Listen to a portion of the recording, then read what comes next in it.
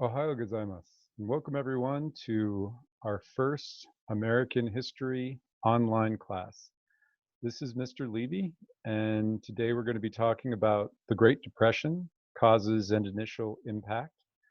I want to just say that I'm very excited about this whole new online experience. A little nervous because I know that while I am pretty painful in class, it's going to be even more painful having to listen to me online. So, my apologies up front. I hope you all survive. Let's go ahead and get started. Well, because we're not in a classroom, I can't give you bell work, but I do want you to start thinking about something before we jump into the lesson. As you guys are well aware, we are all in a semi-quarantine, trying to stay at home and be socially distant from each other. And the reason we are is we are going through an amazingly important and impactful historical event called the COVID-19 epidemic. And what I'd like you to think about, and what I think you will be thinking about, whether I asked you to or not, is as we talk about the Depression and what caused it and kind of how we got out of it, I'd like you to think about how potentially the COVID-19 virus may have impact our economy, and also about how our government might be thinking about how to help American individuals and businesses kind of recover from this time of having to stay at home and not go shopping and maybe not go to work. So think about that, keep that in the back of your mind, and we'll come back to that a little later. Now, before we jump into the Great Depression, what I'd like to do is spend a little time doing a quick review of a couple of major topics that we talked about before spring break. So really quick, we spent a few weeks ago, we talked about World War One and kind of how it wrapped up. So this was that European war, that great war to end all wars, that America only actually got involved with towards the very end in 1918, but actually made a lot of money on making things and food, etc., that the European countries needed as they fought that war. But as the war ended, America was not was kind of in a bit of turmoil about a few different things. Some of those things were the Red Scare, which was fear of communism. As we learned, the Kingdom of Russia had gone through a major revolution and become the United Socialist Soviet Republic.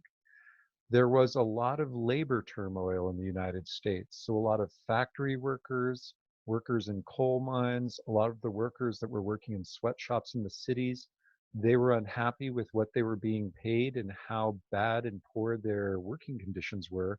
So there was a lot of protests and strikes, and some of them were violent.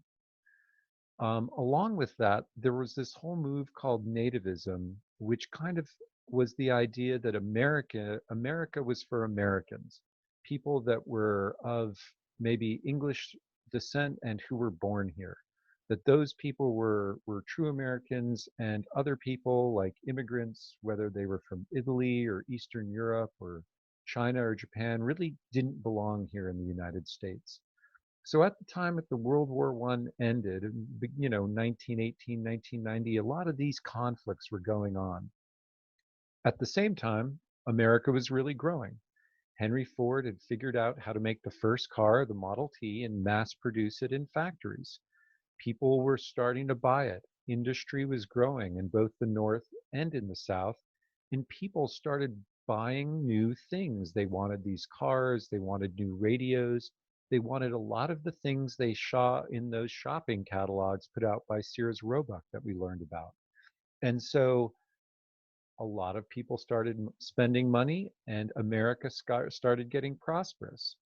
But an important thing to remember, and we'll talk about this a little later in the lesson, not everyone was feeling that prosperity. So a lot of farmers, a lot of coal miners, a lot of factory workers, a lot of sweatshop workers, etc., they were not feeling this new wealth that starts coming into the United States, and that's going to be a problem. During this time, the end of World War I and on to the 20s, we're going to have two presidents, a guy named Warren Harding and Calvin Coolidge. And we'll talk about a little more about Calvin Coolidge down the road. But basically, they got elected on the promise of going back to simpler times, back before America got involved in European conflicts.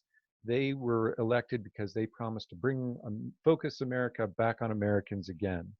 And they both supported business as a way to create solutions to the challenges America was facing. They felt, it wasn't really government's role to solve problems. Government should encourage business to solve those challenges. So that's a quick review of the end of World War I. And now we're going to do a quick review of the Roaring Twenties. This was what we were talking about right before we broke for the break. And just a quick reminder, some of the things that we brought up, a lot of the roles for women in the United States were changing. So not only had women gotten the right to vote for the first time in 1920, a lot of women were getting jobs in factories, in retail shops, as domestic servants, etc., in the cities, and they were earning money for the first time independently. You had a lot of women were moving from the country to the city to get jobs, and they weren't necessarily getting married.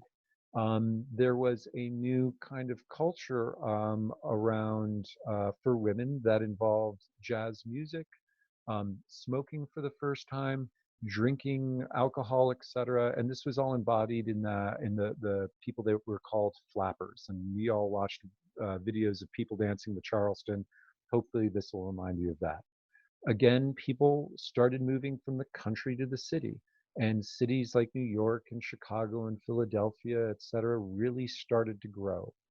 And because of this growth, you had conflicts within the country between people, oftentimes in the country, but not always, who believed that we should stay a more traditional country, both religiously and culturally, and maybe, if a nativist was asked, ethnically. Um, and those who perhaps were living in cities who had a more open-minded approach to similar questions. You also had prohibition at this time. We see that picture up top.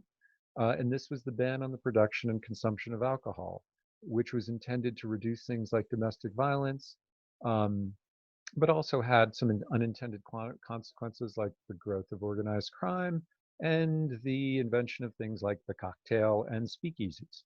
So these were some of the things we talked about, along with new popular culture. We talked about how radio and movies were things that were being watched by all Americans everywhere in the country for the first time. And because of that, you started getting an era of heroes. So you had movie stars like Charlie Chaplin that everyone went and saw his movie, and he and other movie stars became massive favorites for the entire country. You had athletes. I've got here Jim Thorpe, who not only was the first Native American to win a gold medal in the Olympics, he played professional football, professional baseball. He's considered by many one of the greatest athletes of all time, and is a member of the Sac-Fox Nation as well. And people like him and Babe Ruth, they became heroes at this time because everyone could watch them during the newsreels before the movies. You also had people like Amelia Earhart, who's a very famous flyer, the first woman to fly across the Atlantic and who defeated a whole bunch of other speed and aviation records, and who also mysteriously disappeared. She was a huge hero. And you had people like Al Capone, a very famous gangster in the city of Chicago who rose to prominence because of Prohibition. He was actually a hero for many too. And you can ask yourself, well, how can a gangster become a hero? Interesting question. What was common among all these individuals were that Americans were able to see them in the same way and hear about them through things like radio and movies across the country for the first time. And the last quick thing to talk about in the 20s before we get into the Depression was we talked briefly about the Harlem Renaissance, about the great migration of African Americans who moved largely from the South up to the cities in the North looking for opportunity. and who settled in famous neighborhoods like Harlem in Upper Manhattan in New York, and where we saw a massive flourishing of art, music, and literature. And you had poets like Langston Hughes here on the right writing amazing poetry about the effects of World War One, among other things, and life in the city and back in the country. And you had musicians and singers like Billie Holiday up top who were playing music and creating art like the world had never seen. So all these amazing things are going on in America during the Roaring Twenties. And then all of a sudden, we get the Great Depression. So how do we go from that fun time of dancing to Charleston and knocking back a cocktail or two to standing in a bread line looking for free food? Well, let's talk about that a little bit. Okay, so first off, what was the Great Depression? Let's just take that question for what it is. So the Great Depression was the worst economic downturn in the history of the industrialized world, lasting from 1929 to 1939. It began after the stock market crash of October 1929, which sent Wall Street into a panic and wiped out millions of investors. Now, some of you might recognize this description because this is the first result you get when you Google what was the Great Depression on the internet. And many of you turned this into me for that question in our first homework assignment. But I want to make a point. First off, the Great Depression is one of the most complicated parts of American history. And there is no agreement on what caused the Great Depression or whether what Americans were doing to get out of the Great Depression was working or not. It's still a part of American history that people still argue about a great amount today. There's no simple answer. And what I want to make sure we understand is when we talk about causes and effects and Black Thursday and the stock market crash, it's not as if the stock market crash caused the Great Depression or any one thing caused the Great Depression. It was a combination of many things.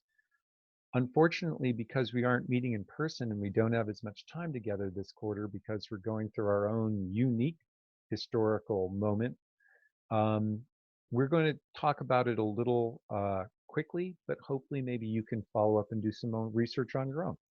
So let's go. Okay, what caused the Great Depression? Well, there are a number of things, and I'm going to try and describe them as clearly and simply as possible. Let's talk a little bit about some of the economic factors. So, as I said, throughout the 1920s, all the money that America was making wasn't distributed as equally as we might have hoped. So while people that were in business and making businesses or had good jobs as professionals were feeling the benefits of a growing, strong economy, a lot of people like farmers, coal workers, factory workers, sweatshop workers, people working, even in retail, they weren't necessarily feeling that prosperity as much as others. And this is really going to, they're the ones who are really going to feel the hit very quickly when the Great Depression starts. Another thing that started to happen is a lot of Americans started buying things on credit.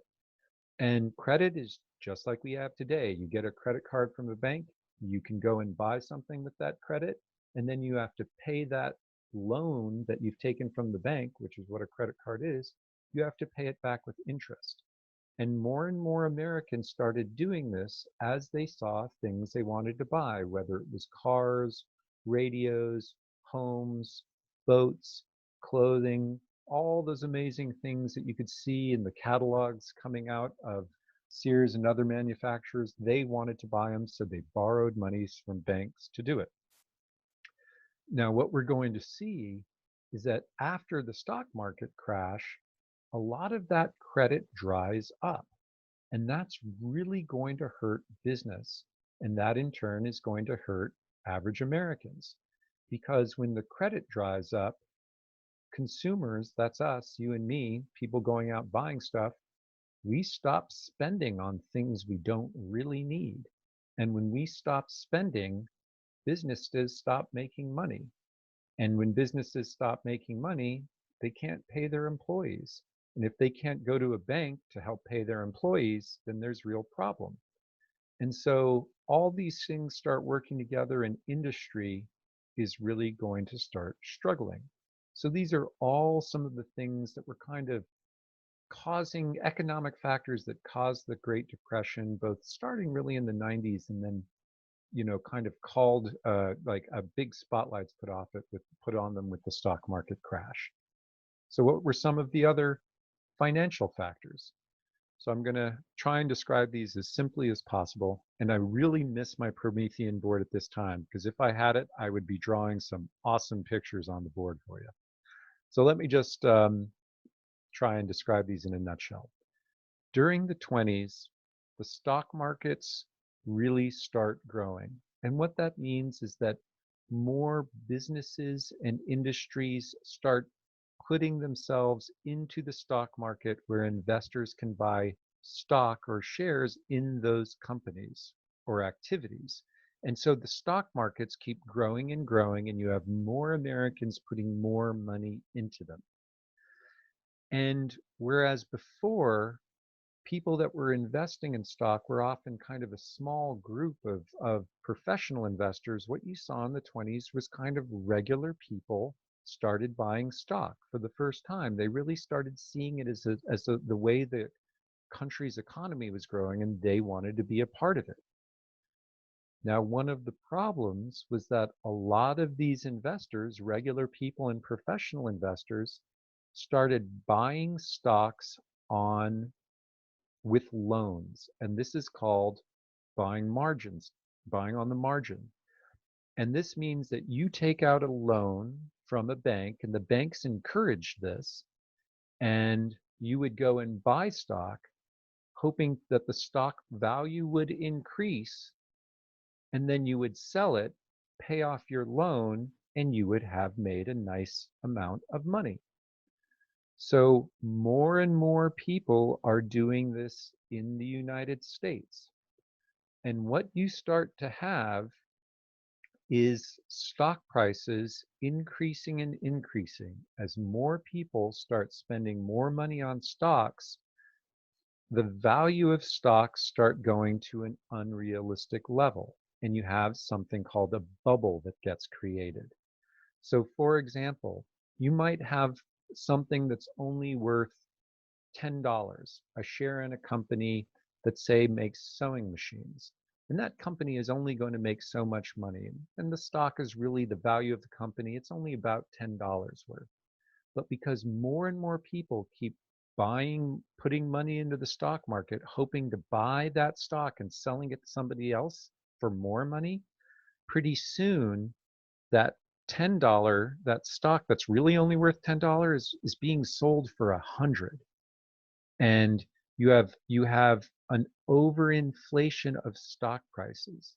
Now, this isn't something that just happened at this time. We actually have seen this happen in this country in 2008 when a big bubble got popped around the real estate market. We had a recession back when you guys were all little kids. You might have heard about it. And then we've also started seeing our stock market doing some really interesting things in the past 2 weeks. But we'll talk more about that at the end of the lesson. So at any rate, you get a huge bubble being created by all this investment in the stock market and stock values going far beyond what they're really worth. And it all comes crashing down on October 29th, 1929. And on that day, for a few different reasons, there is a panic in the stock market. And investors all across the country get gripped with fear that the stock market is going to fail, and they all start selling off their stock all at once. And this is called a crash. And this is what happened.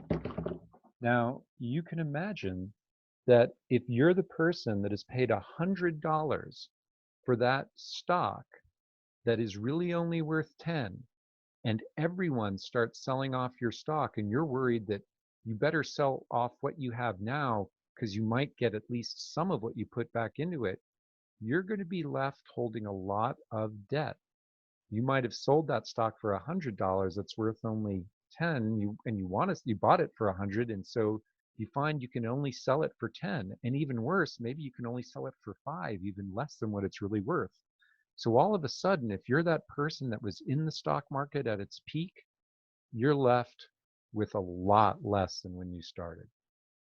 So let's look at what happened after Black Tuesday. So, like I said, for a number of reasons, there's a massive panic. Everyone starts selling off their stock all in one day, and the values of the stock markets plummet. The first people that feel that are, like I said, the individuals who lost their entire savings because they had put a lot of their money into the stock market, buying high in the hopes of selling higher, but being caught short because when the stock market crashes, they find they can only sell their stocks for a fraction of what they paid for them. So a lot of people lose their entire life savings. And even worse, the people in the organizations that had bought stock on margin, meaning they had borrowed money to buy that stock, now they don't have the value of their stock and they can't pay back that loan. So they've lost their savings and they're in debt. And that is a horrible place to be. Additionally, after the stock market crashed, the banks became really unstable because people across the country, I think it started in Kentucky, and started moving to banks all around the country, people started panicking and saying they did what's called a run on the bank. They actually ran to the banks and withdrew all their money out of their accounts because they wanted their money in their hands, not inside a bank that might collapse. And the problem is banks don't have all that money inside their vaults. They actually only have a small percentage of money, and they need to have reserves because they take the money that people invest and they invest it themselves. We've talked about this in class a few times. So when you have all the people withdrawing their money at the same time, it really hurts the banks. Additionally, a lot of the banks had invested themselves in the stock market. So they are losing money from the crash. And they had often done this investment on loan. So they had not only lost money in the crash, but they now owed money, just like individuals. Plus, all the loans the banks had given to people to invest in the stock market, those people could no longer pay it back. So the banks became very destabilized very quickly. And within a year, you're actually going to see the collapse of multiple banks across the country. And we're going to talk about that more next lesson. Okay. Additionally, all right, we talked about businesses suffering because now there was no money. Oh, sorry about that typo there. So now it really does feel like being in class, doesn't it, guys? Because there was no money to borrow from the banks, they couldn't grow or expand if they wanted to, or they couldn't stay afloat after all the customers stopped coming because people are now afraid of buying anything more than what they need.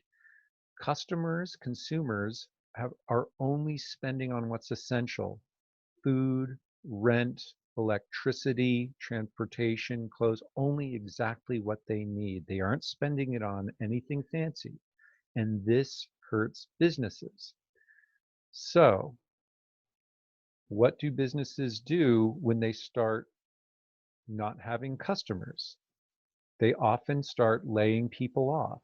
And so, what you had was a lot of businesses laid off people at the beginning because they didn't have the money to pay them.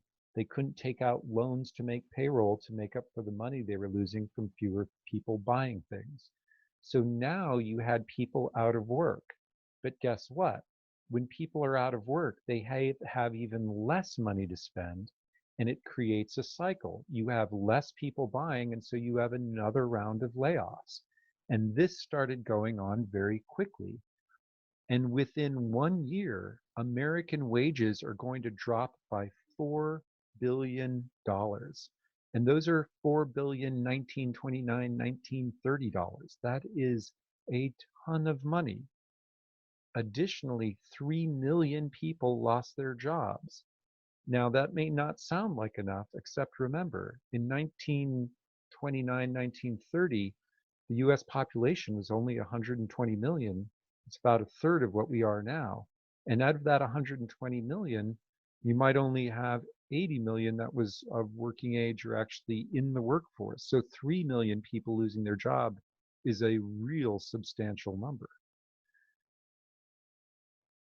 Some of this may be sounding somewhat familiar. I don't know if it's just me, but gosh, it sure feels like a lot of people have been talking about that. But more on that again in a second. Okay, we're almost wrapping up.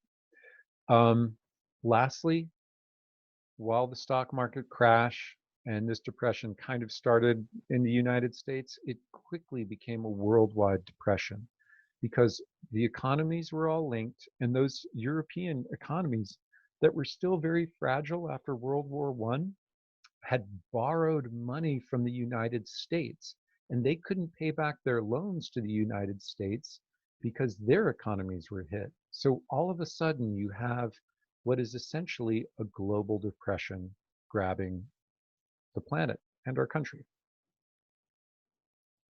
Okay, so let's stop there. I realize for this first lesson, and I don't know if you could tell, but I started getting excited. I apologize. Um, what do you think?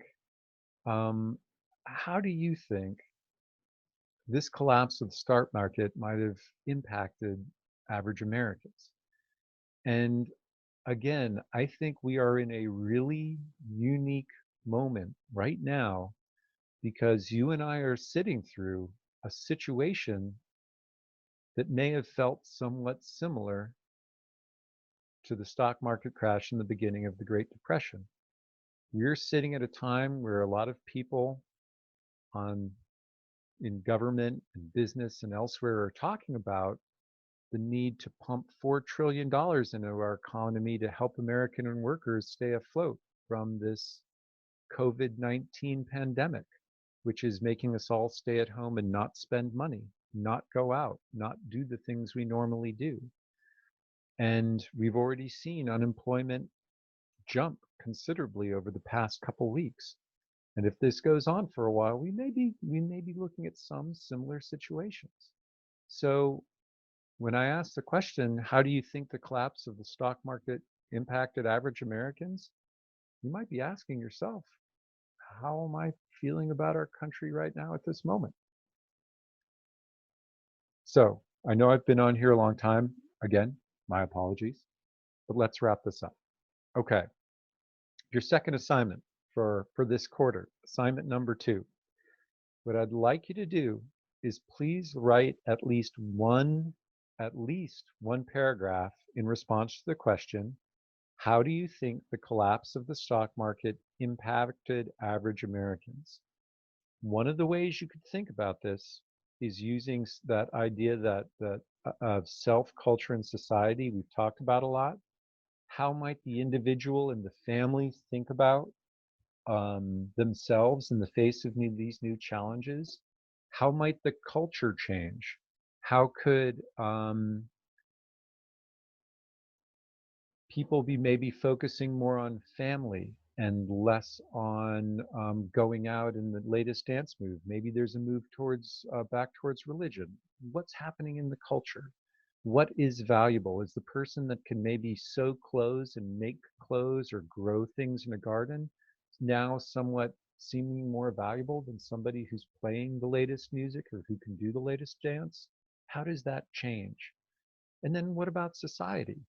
A lot of Americans at that time started thinking about the fact like, well, is the government responsible? Does the government have some responsibility for ensuring that we Americans are safe and that we aren't, really suffering at this time?